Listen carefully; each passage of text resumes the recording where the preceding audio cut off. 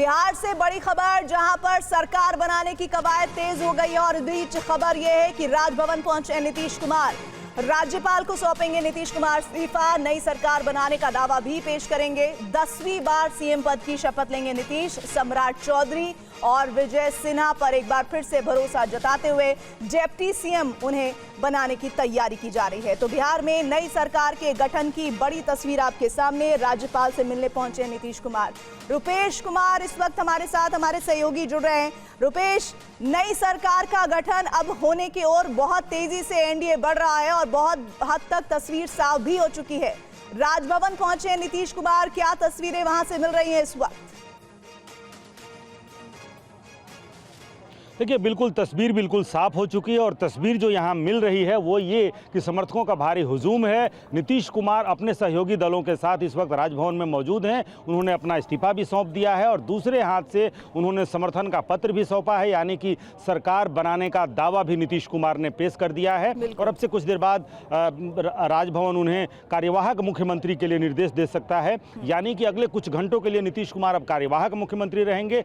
कल शपथ ग्रहण समारोह होना है पटना के ऐतिहासिक गांधी मैदान में और इसकी जो पूरी प्रक्रिया है, सुबह से ही आप देखिए बीजेपी ने अपने विधायक दल की बैठक की, जेडीयू ने अपने विधायक दल की बैठक की और उसके बाद से एनडीए की विधायक दल की बैठक हुई, जिसमें नीतीश कुमार को एनडीए विधायक दल का नेता चुना गया। यानी कि जो गठबंधन के विधायक दल का नेता होता है वही उसकी अगुवाई में सरकार बनती है, उसकी अगुवाई में सरकार बनाने का दावा पेश किया जाता है। और इसके साथ ही बीजेपी ने भी ये तय किया है कि उनके तरफ से जो दो उप मुख्यमंत्री के जो चेहरे होंगे वही होंगे जो पिछले टेन्योर में रहे हैं, यानी कि सम्राट चौधरी और विजय सिन्हा। लेकिन जिस तरह से नीतीश कुमार 2 दिन पहले राजभवन पहुंचे थे, उन्होंने मंत्रिमंडल भंग करने और विधानसभा भंग करने के लिए 19 तारीख को लेकर के प्रभावी, यानी कि 19 तारीख से प्रभावी होगा विधानसभा और मंत्रिपरिषद को भंग किया जाए। नीतीश कुमार के इस्तीफे के साथ ही मौजूदा मंत्रिमंडल भी भंग हो गया है और विधानसभा भी भंग हो गया है। कार्यवाहक मुख्यमंत्री होंगे नीतीश कुमार और अगले कुछ घंटों के लिए, और अगले कुछ घंटों में नीतीश कुमार अपने मंत्रिमंडल के नए सहयोगियों के साथ वो शपथ लेंगे।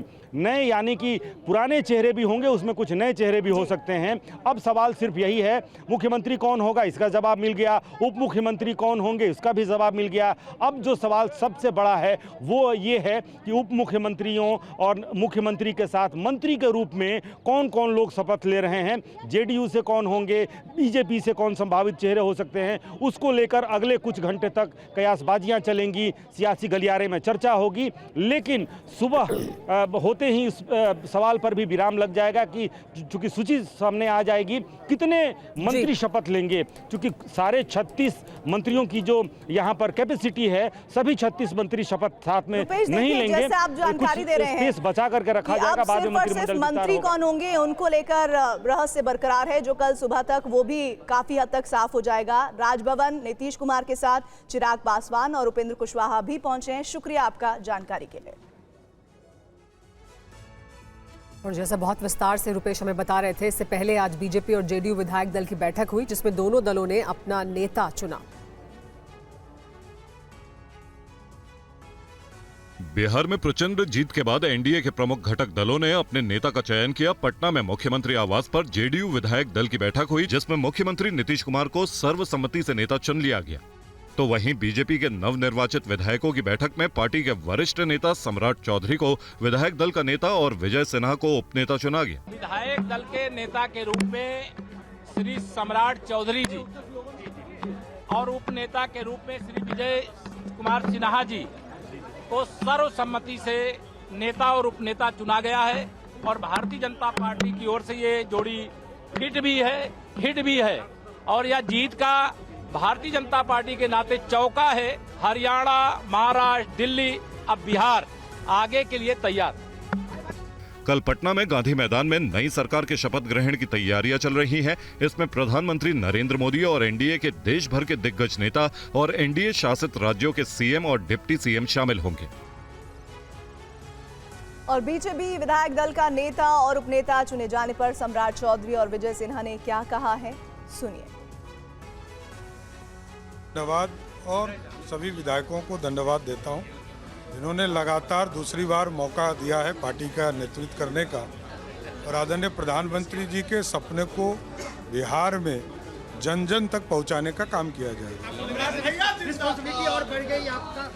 लगातार भारतीय जनता पार्टी के नेतृत्व ने भरोसा जताया है और आगे भी उनके भरोसे पर खड़ा उतरने का प्रधानमंत्री, गृह मंत्री, राष्ट्रीय अध्यक्ष, संसद नेतृत्व को हृदय से आभार, सभी विधायकों को हृदय से आभार। बहुत बहुत बधाई। और दोनों हमारे भारतीय जनता पार्टी बिहार प्रदेश के कर्मठ नेता हैं और भारतीय जनता पार्टी के केंद्रीय नेतृत्व ने जो निर्णय लिया है वह बिहार के हित के लिए निर्णय है और इस निर्णय का पूरा बिहार और पूरी पार्टी स्वागत करती है। बिहार बीजेपी विधायक दल की बैठक में नवनिर्वाचित विधायक और मशहूर लोक गायिका मैथिली ठाकुर भी मौजूद थी। उन्होंने कहा कि अब वो बिना छुट्टी के लोगों के लिए काम करेंगे। काम करना है बिना कोई छुट्टी मारे और हर एक दिन काउंट करता है, इसीलिए ये जोश, ये जज्बा है बिहार की सबसे कम उम्र की नवनिर्वाचित विधायक मैथिली ठाकुर का। पूर्व केंद्रीय मंत्री और बीजेपी विधायक दल की बैठक में सह पर्यवेक्षक के तौर पर शामिल साध्वी निरंजन ज्योति जब उनसे मिली तो गले लगा लिया, उन्हें चूम लिया। पूरे विधानसभा में सबसे छोटी उम्र में हूँ तो लोगों का प्यार भी बहुत मिल रहा है, दुलार भी बहुत मिल रहा है। पूरे संगठन के लोग मेरे साथ हैं। देखिए हमारे पूरे देश से अलग अलग राज्यों से हमारे इतने अच्छे अच्छे लोग आए हैं, तो ये तो बिहार वासियों का भी सौभाग्य है। इस दौरान मैथिली ने गीत भी गाया और अपनी भावना का इजहार किया। अपना किशोर